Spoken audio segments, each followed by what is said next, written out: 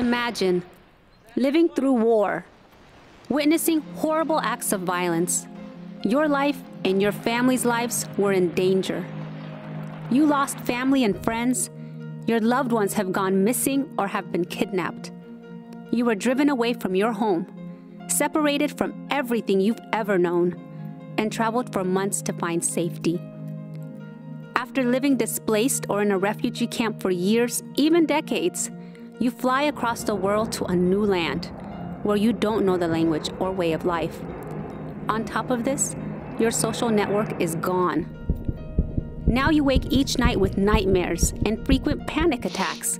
Feeling lost, alone, and ashamed, you have no idea where to turn for help. Most oftentimes, not knowing that your experience is normal and there is help available. Ask yourself, how would you cope? This is the experience of many refugees coming into the U.S. every day. Close to 80,000 refugees are resettled to the U.S. every year.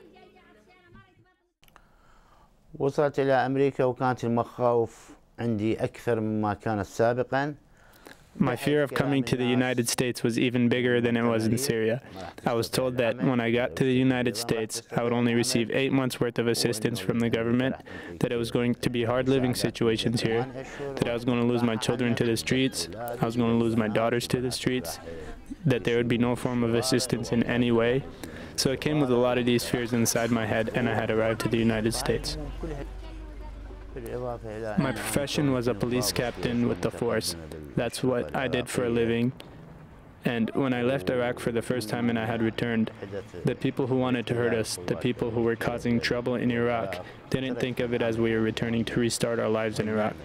They thought of it as us returning to help the American military forces and give them whatever aid they needed in taking over the country.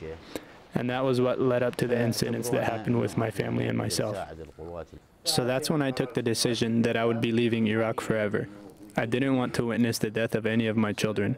I didn't want to die at that time, and I didn't want to witness the death of my spouse. I took the decision that we would be leaving and we wouldn't be coming back.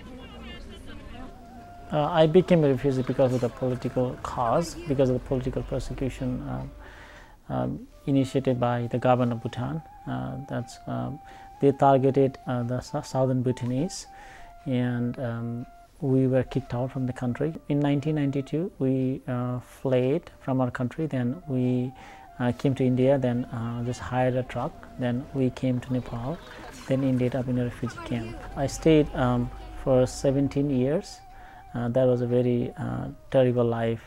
Many of the Iraqi refugees that we work with, they have really been through, for many lived through the Iraq and Iran war, and then also the Gulf War, and now the recent war in Iraq. Many different kinds of traumas come with that, whether it's witnessing acts of violence or experiencing themselves acts of violence. Often people may have lived through ethnic persecution to where they can no longer survive. They also are experiencing having to flee where they come from and go to a new place, and often in that journey of flight, people experience trauma along the way that can be really devastating.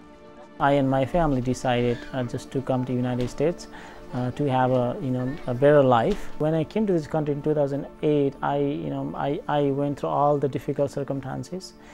People have so many challenges because they have to stay at home all the time, and they don't have nothing to do, and they don't speak the language. That's contributing more all these psych and depression symptoms and mental symptoms. It's really our obligation to create services and to seek out services and make services culturally appropriate that meet their needs. Often I think as refugees are coming to the United States, we look at physical needs and making sure immunizations are taken care of, but we often don't look at the whole person.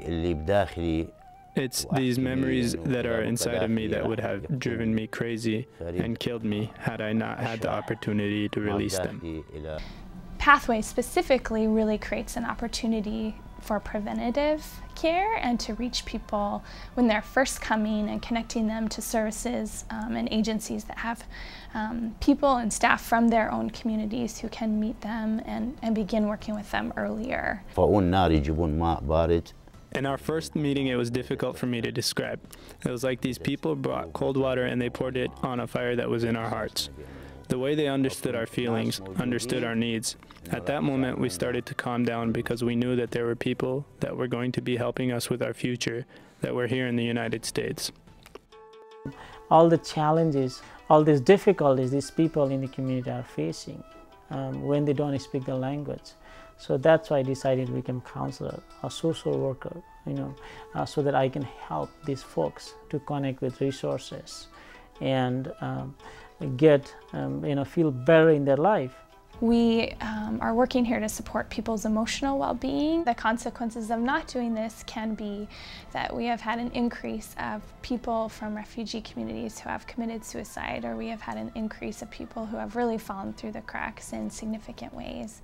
And so really to see it as our duty that as we invite people and welcome them into this country, that we care for and support all of their needs, including their emotional well-being and mental health. I would actually think that all refugees would need a mental health screening, and that would actually be extremely important. Because why would anybody need to seek refuge to a country that isn't theirs, that they're unfamiliar with and they don't speak the language? They're in unfamiliar territory completely. How would they not need mental health service at the same time? So the importance of working to find a way for our mental health services to be accessible and culturally relevant for people from refugee communities, I think, was well captured by what one of my clients said recently, that in this process and in being able to work with a therapist and someone from his community, that his humanity was seen and known and cared for. I'm the type of person that reflects on life sometimes, and I think about it and I look at my family, I look at myself, I see my wife, and I'm sometimes in disbelief at how I'm still alive. All the trauma we went through, all the horrible memories through Iraq, through Syria for 6 years, and I'm just amazed at how we're still alive and how I'm still, here drinking my tea. When I reflect on that sometimes, it's amazing to me. I felt happy when I was able to help people. I feel joy, that's the joy I want, and I'm glad that I'm able to make a difference in the lives of other people. Because of all the services and all the warmth this agency has provided inside my home, we started to hear laughter again, and joy has returned into our household.